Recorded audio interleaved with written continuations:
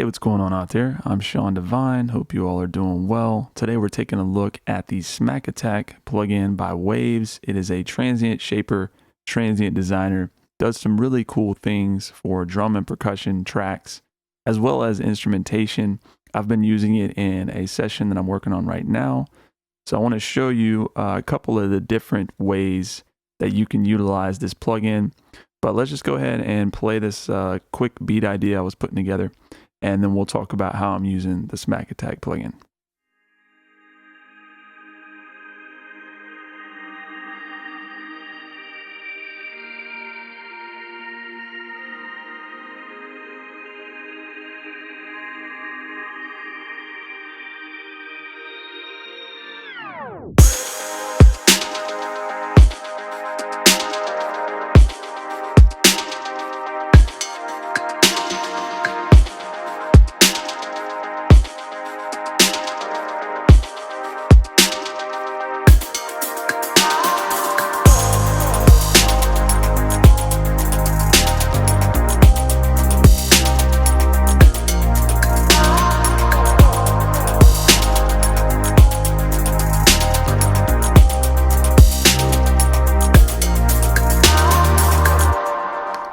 All right, so there's the quick idea, and I'm using the Smack Attack on a lot of different tracks here. So everything you see in yellow is utilizing the plugin. Taking a closer look at the Smack Attack GUI, first of all, just want to say that I really like the way it's laid out. It's very easy on the eyes.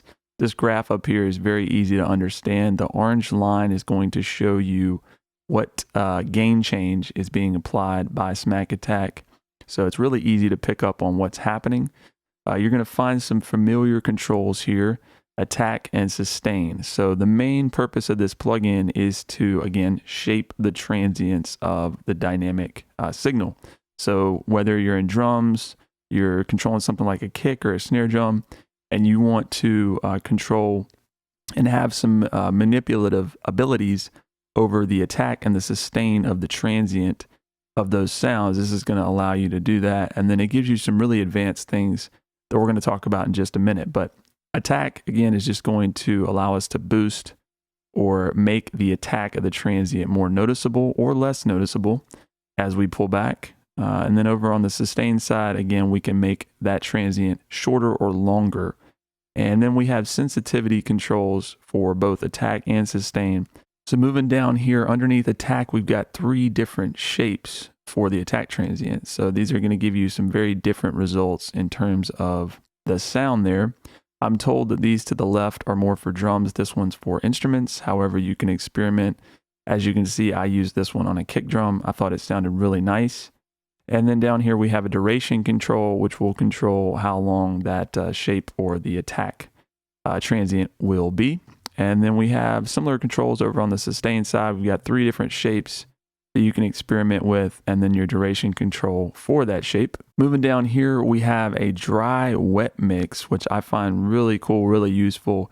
You can mix in your dry, unprocessed drum or instrumentation sound with the processed Smack Attack transients. We've got a master output. Obviously, we're going to be boosting some of these transients pretty heavily. So if you need to adjust the output, or if we've, quieted things by reducing the attack, something like that, we've got that handy control. So finally down here, we have the guard control, which is going to give us 3 options: limit, clip, and off.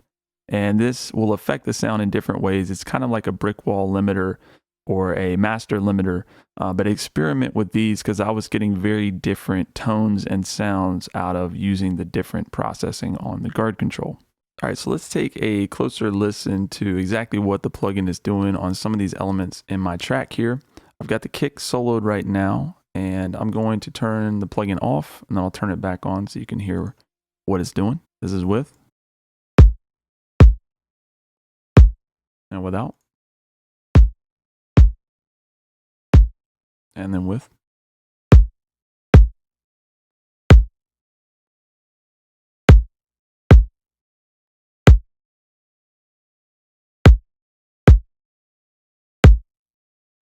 So you could hear as I change the attack and the sustain, you can get a really nice punch to the drums. If you want to make it sharper and reduce the sustain, make it really quick. Very easy to do that. I'm impressed with just the overall tone of the plugin. A lot of the other transient designers I've used, as you try to make things really sharp, you can get a tone that's just not pleasant. It's a little harsh. This one's very smooth. So let's move on to some of our other elements here. Let's go down to the snare drum, and I'm using Smack Attack on this as well. So we'll disable that. And I'm going to turn the reverb off so that we can hear exactly what's going on. That's without. And with.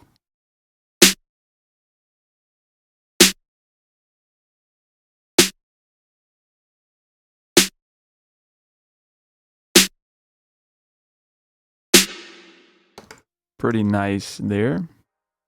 Moving on down here, I've got a percussion loop. I wanted to make the transients of this loop a little bit shorter because I wanted it to feed into a delay. So as you'll hear, I'm going to turn off Smack Attack, and this is without it.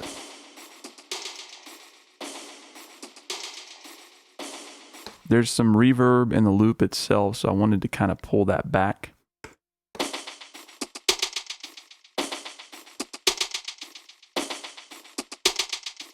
So as you can see here in the graph, the blue is our input signal. The orange is the gain change for the plugin, Smack Attack. So Smack Attack is not just for use on drums. I actually used it on the piano here. So let me play that back without it.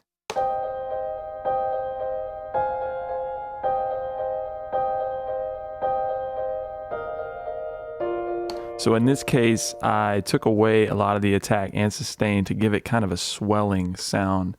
Sounds more like a pad almost.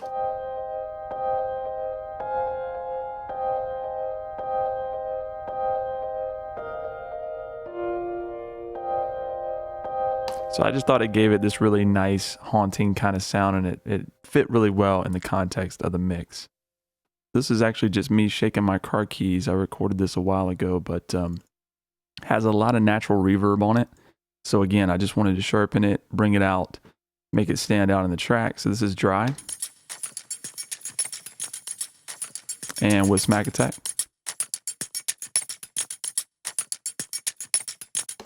So with all the Smack Attack instances,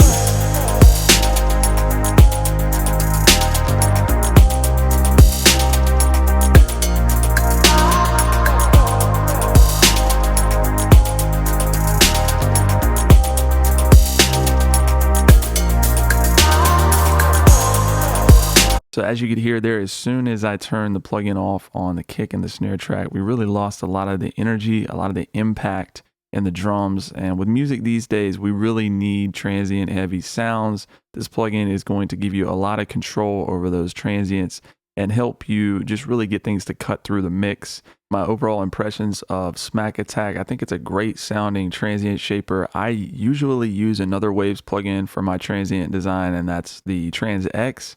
But to be honest with you, after putting this on a lot of different elements in my track, I'm going to leave them be. And I really prefer the GUI on Smack Attack. It's very easy to use, very user-friendly, and it just sounds very good. It's a nice, clean tone. You can adjust a lot of things. It gives you a lot of control, a lot more control than any other transient designer that I've used. So I would definitely recommend it. You can check out a demo at waves.com. I'd love to hear what you all think about the plugin, so please leave a comment below the video. If you have any questions, leave those as well, and we'll talk to you soon.